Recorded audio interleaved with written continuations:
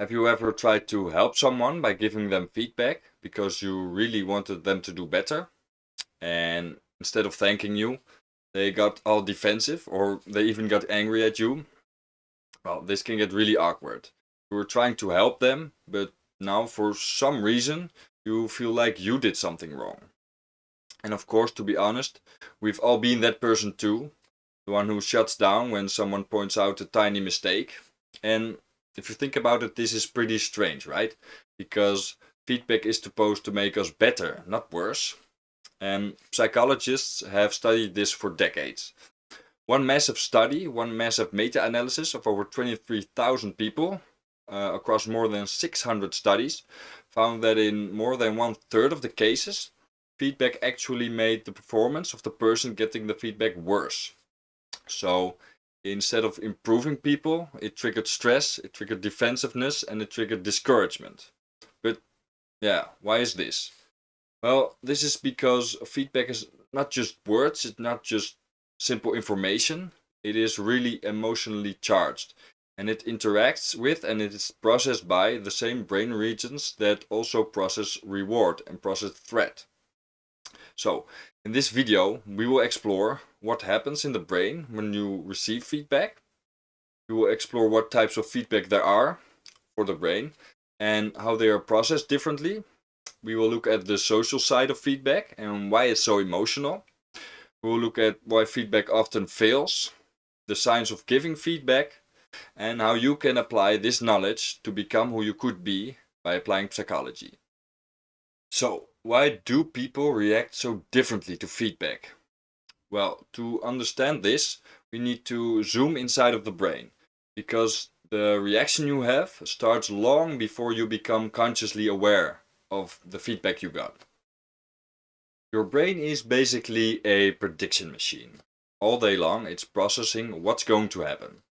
And whether that's how your boss will respond to your proposal for leaving early from work today, or if it's the family of your new girlfriend and what their reaction is gonna be like to the racist meme you're going to send in the group chat. When you get feedback, the brain instantly checks, was reality better or worse than I initially expected? And this difference between reality and expectation is called the reward prediction error, or RPE in short. If the result is better than you expected, the brain gives you a dopamine burst. And dopamine is a very important neurotransmitter. It's a chemical messenger in your brain and it helps to control motivation, learning, and movement. It's not exactly the pleasure molecule, some people call it, but it's more like the a motivational signal or molecule. When something good happens or when you expect a reward, dopamine surges, and this tells your brain, what you just did was worth it. Please do it again. And this is the feeling that you get, the good feeling that reinforces what you just did. When things are worse than expected, dopamine drops, and this signals, try something different next time. So, in short, dopamine teaches your brain what's worth it to repeat and what's worth not repeating. And these signals happen in the ventral striatum part of your brain. And this is part of the brain's reward system. In other words, feedback literally rewires how you behave next time through chemistry in your brain. So, feedback is your brain doing math on whether the world matched your prediction or its prediction. And it updates itself accordingly. If something is wrong, an area in your brain called the anterior cingulate cortex fires a rapid signal which is called the error related negativity or feedback related negativity. And this happens within 200 milliseconds after receiving feedback. And this is before you are consciously aware of getting feedback. You can think of it like a really fast good or bad light, which signals that something was better or worse than you expected. Why does this matter? Well, it shows that feedback is instinctual. The brain reacts before you become consciously aware of it. And that's why criticism can hurt even when you know the person is right. Around half a second after this feedback related negativity signal, another signal also appears, and this is called the P300 wave. And this decides how much you should care about the feedback you got. And this is also linked to surprise and attention in the brain. When feedback is unexpected but it feels safe, your brain will say, pay attention, learn from this. Neuroadrenaline is released, and this boosts your alertness and your learning capabilities.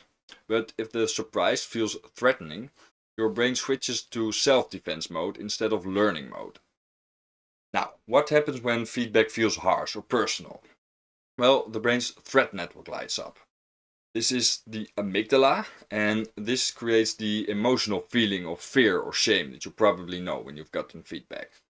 Also, the insula activates, and this is the part of the brain that makes rejection feel just like a physical pain. Your body will release cortisol, the stress hormone, and this can actually block learning in the hippocampus, the memory part of the brain, if it stays on too high of a level for too long. And of course, this made sense for survival. Ancient humans needed to remember what caused the danger, but today it means that a blunt comment in a meeting can make your brain act like it's being attacked by a large, scary predator. So, what's the takeaway here? Harsh feedback triggers the brain's threat network instead of the learning network. And that's why you might freeze, deflect, or justify rather than learn, which is, of course, what we want. When it comes to feedback, timing is everything.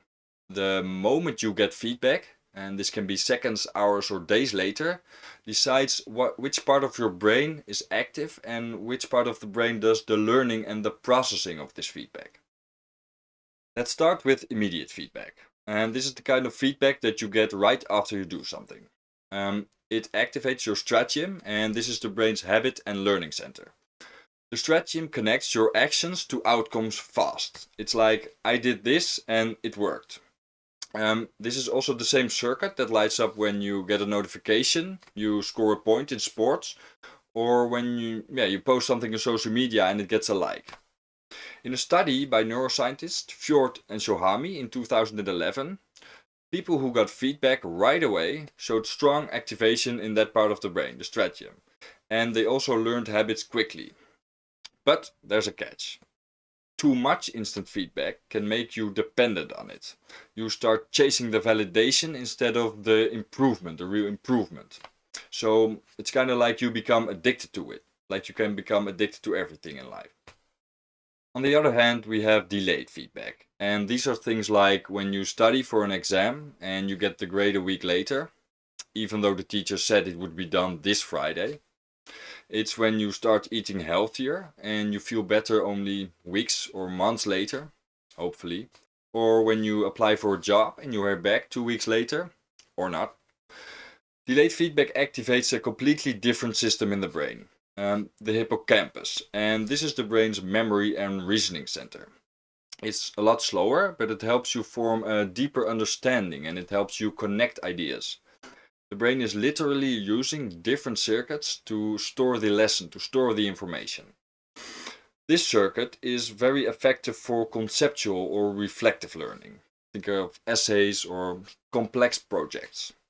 But if feedback arrives too late, too long after the action, the brain no longer links the action to the feedback, to the learning. So now that we know these two things, what is the best approach? Well, of course, it's to combine both. Give yourself quick micro feedback, like little pings or check-ins that keep your motivation high. And then use the delayed feedback, the reflective feedback, to consolidate what you've learned. Fast feedback trains the habit, and slow feedback builds the understanding of it. So together, they make you both responsive and also wise in the long term. So now we know how feedback works in the brain. But why is it so emotional? When you get criticized, even gently, your brain reacts almost like it's feeling a physical pain. Brain scans show that areas called the dorsal anterior cingulate cortex and the insula activate during rejection, embarrassment, and negative evaluation. These are the same regions that light up when you stub your toe or you burn your hand in a fire. Even very subtle disapproval, like a sigh, a frown, or another facial expression, can trigger a measurable stress response in the body and in the brain. The level of cortisol rises, your heart rate increases, and this is what scientists call social evaluative threat. And this is your body preparing for a threat that belongs to status. Being criticized in public can be even worse, and most of the time it is. The brain treats the same words, but in front of others, like social danger, real danger. And that's why even smart and very confident people can shut down when they're getting feedback in a group setting. So, how can we make feedback feel safe instead of threatening? Well, this is called psychological safety. And Harvard researcher Amy Edmondson found that in teams who feel safe to make mistakes, where the people believe they will not be punished for speaking up, they will learn faster, innovate more, and also perform better. So, safety means trust. It is knowing that you can fail without being humiliated socially. Neuroscience shows us how this works exactly. When people feel safe, the amygdala, the brain's fear center, calms down. And the prefrontal cortex, your thinking and learning system, stays active. So, safety literally means that your brain is in the learning mode and not in the defensive mode. So, how can we use this to make feedback feel safe? Well, this is a term called wise feedback. In a study by psychologists Cohen, Steele, and Ross, teachers gave students critical feedback on their essays. But half of these students also got a handwritten note from the researchers, saying, I'm giving you these comments because I have high standards and I believe that you can reach them. And just this one line doubled how much effort the students put into their revisions of the essay. So, this sentence, it reframes the feedback completely. It says, I believe in your potential. And the brain of the person who gets the feedback hears this as a possibility instead of a social threat. So the cortisol drops, the dopamine stays active, and the learning modus switches back on, which is the important thing. So when you give feedback, try combining this with a real honest belief in the other person, because the difference between fear and growth can be just a one single sentence. But even if you use this strategy, feedback still doesn't always work or have the desired effect.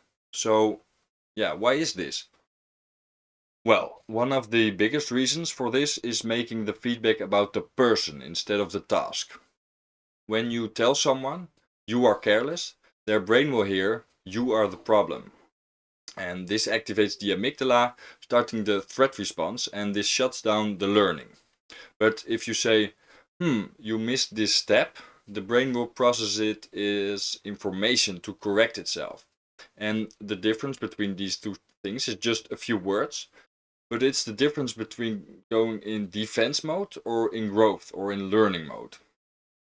Another big reason for failing feedback is vagueness.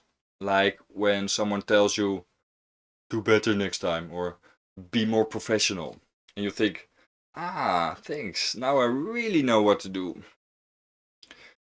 Your brain does not have enough information in this case, so there is no clear reward prediction error. And this was the difference between the expectation and the result. So you only know that there's something wrong, but you don't know what is wrong and what should be changed next time. Sometimes feedback simply fails because it is too much information at a time. When you dump 10 different suggestions on someone, their working memory just gets overloaded, and they get stressed. Cognitive overload prevents retention of information, so the brain literally stops recording new data, new information. And finally, feedback fails when it's focused on things that are outside of the person's control. So when you say you're just not talented enough, which if you ask me is a really harsh comment just to say to someone, even though it's true sometimes. The brain's motivational systems that are driven by dopamine need a sense of agency, a sense of control about the world and about themselves. And when people believe that they cannot change anything, their dopamine flatlines and all their motivation will disappear. So that's why effective feedback always needs to point out something that can be changed, something that can be controlled. A strategy, a habit, a behavior, but never the worth of the person. So we all know that receiving feedback can be really difficult and stressful, but giving feedback can be just as stressful and painful. Because the moment that you have to tell someone something that is uncomfortable, your brain will enter the same threat state. Studies show that delivering criticism activates the anterior cingulate cortex. And this is the same region that fires when we feel social pain. And this also raises the cortisol, the stress hormone. And at this moment, the brain is telling you, be careful, you might hurt someone or you might be socially rejected. So many managers, teachers, and parents actually avoid giving feedback because their brain associate this with a threat. And this is also why creating an environment where people feel psychologically safe, as we talked about, is not just important for the people receiving the feedback, but also for the people that need to give the feedback. When feedback is given thoughtfully, different brain regions light up. And in these cases, it is not the threat networks that light up, but it's the empathy networks that light up. In brain scans, two areas light up in particular. The first one is the medial prefrontal cortex, and in this case it's used for understanding what someone else is thinking. And secondly, the temporoparietal junction, and this one is used to take the perspective of another person. And these two regions help you simulate what your words will feel like to the other person. So you can adjust your tone, you can use better timing, you can try to frame your message in a different way so it has the desired effect you want. Something that I find very cool and helpful is that giving feedback can actually feel very good and rewarding. When people give helpful and constructive feedback, it activates the ventral striatum, and this is the same reward area that lights up when you get a praise from someone. A study by Teltzer and his colleagues in 2010 found that helping others triggered a genuine reward response in the brain. So when feedback is framed as help, it can feel rewarding for both sides. It will feel rewarding for both sides. It strengthens the connections in the brain. And this is, of course, very understandable if you think about it, if you look at it from an evolutionary perspective. If giving feedback would not give a rewarding feeling, nobody would do it, and we might still be living in trees. When feedback really works, something extraordinary happens. Our brains start to sync up. This is called by neuroscientists interpersonal neural coupling. And this is when two people's brain activity literally becomes synchronized during a deep conversation. In brain scans using EEG and fMRI machines, researchers found that during a genuine conversation, the listener's brain will start to mirror the speaker's brain.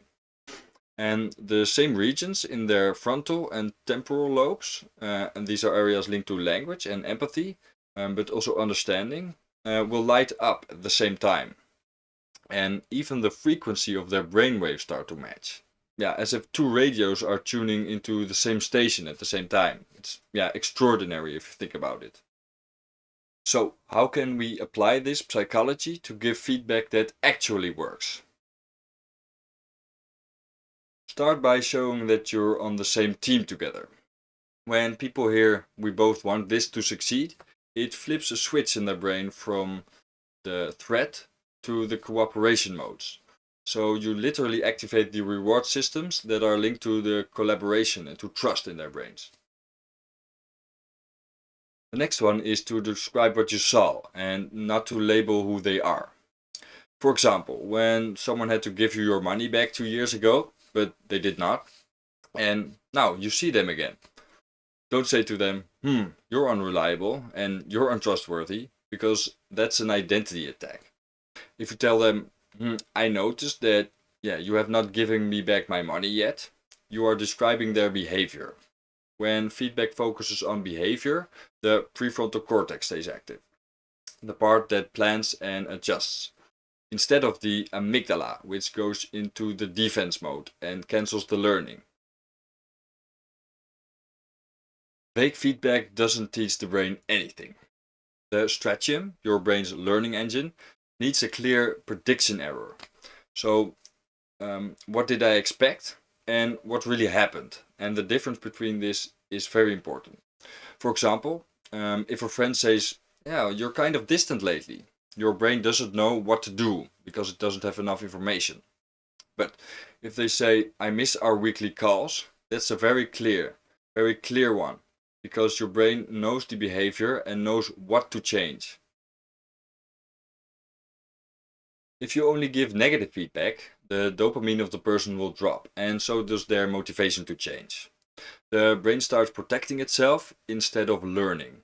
But when you mix the positive with the corrective, the dopamine will stay active and the brain stays curious instead of going into the defense mode. You can think of it like a sandwich. The top bun is what worked, the middle one is what could improve, and the bottom bun ends with some encouragement. Let's look at an example. If it's about a video, you can say, "Well, your opening really draws me in. The middle part just needs a little bit more clarity, but your conclusion lands perfectly." In this case, the brain hears both safety and challenge, and that balance keeps it open to change, to learn. Do you remember that earlier in the video we talked about wise feedback? Well, this was just the one sentence. "I'm giving you these comments because I have high standards and I believe that you can reach them." This single phrase lowers cortisol, keeps dopamine flowing, and turns feedback into belief, in trust. Instead of dwelling on what went wrong, try to focus on where to go next. The brain really loves forward direction. It activates the planning circuits in the prefrontal cortex and not the shame in the limbic system. So instead of saying, "You shouldn't have X," say, "Next time try X," or "Try to do X next time." And the last one is make feedback a regular thing. The more routinely it becomes, the less threatening it will feel. Frequent small feedback loops reduce stress and it builds trust. So a quick weekly check-in is better than one big annual review. These 7 habits work because they match how the brain actually learns. Through safety, through clarity, and through repetition. When you give feedback that feels collaborative, specific, and when it feels hopeful, you're literally rewiring the other person's brain for growth, and also your own brain because of the synchronization we were talking about. So, now that we know how exactly to give the best feedback possible, let's look at how we can receive feedback in the best way possible. Because let's be honest, we've all been there. Someone gives us feedback, and before we even finish hearing it, our stomach tightens, our face gets hot, and our brains already start building a serious defense case. But receiving feedback is a skill, and like any skill, it can be trained. So this is hopeful. You just have to work with your brain and not against it. And for that, you have to know how it works. When someone gives you feedback, the amygdala lights up. That's your threat detector. And the moment you feel attacked, the blood will flow from your thinking brain to your surviving brain, your instinctive brain. So before reacting, try to just pause. A few deep breaths can lower the activity of the amygdala, and it can bring the prefrontal cortex, your calm and rational control center, back online. Try to just take 5 seconds before reacting to feedback when given. When someone criticizes your work, it is very easy to hear it as a judgment of you as a person. But when the brain is trying to protect your identity, it is blocking the learning. So try to make a small mental shift, a small mental change. Try to tell yourself, "This action failed me and not me." Tell yourself that it's about the action, about the thing you did, and not as you as a person or who you are. This sentence, this change can keep your identity safe and your learning circuits open. When someone gives you feedback, instead of trying to defend yourself, try to be curious. Ask questions like, can you show me what part wasn't clear? Or what would make this stronger or better? This tiny shift also shifts your brain from threat protection to the problem solving. The curiosity activates the prefrontal cortex, again, the part responsible for logic and planning, and it calms the emotional reactivity, the more instinctual reactions. Sometimes feedback is just painful, and this is okay. If emotions are high, the hippocampus, your memory and reasoning center, it cannot store lessons effectively. So try to give it time. Try to revisit the feedback the next day when your brain is calm. So reflection can turn the pain into learning. And finally, reframe the feedback. Instead of thinking they're judging me, try to think this is data about what works and what does not work. Try to not see the feedback as the signal that they find that there's something wrong with you, but try to see it as an objective thing, an objective data about a situation or an event. This tiny shift can turn a stress event into a learning event. And you will stop feeling attacked and you will start updating your mental model. So remember, feedback isn't about failure, it is just information that your brain can use to get better. When you pause, separate, question, reflect, and reframe, you stay in control of your own growth. You stop being afraid of feedback and you can start using it as fuel, as ammunition. Learning is about being flexible, flexible enough to keep rewriting and to keep improving over time. In the end, feedback is never really about approval or about criticism. It's just how our brains update their models of the world. Every time we receive feedback, and this can be good or bad, the brain asks one question. Do I need to change my prediction about reality? And that's exactly what learning is. But because we are all very emotional beings, these updates can only happen when we feel safe, respected, and capable. If feedback feels threatening, the brain just shuts down, it closes off. And when it feels like belief, it opens up, it rewires, and it learns.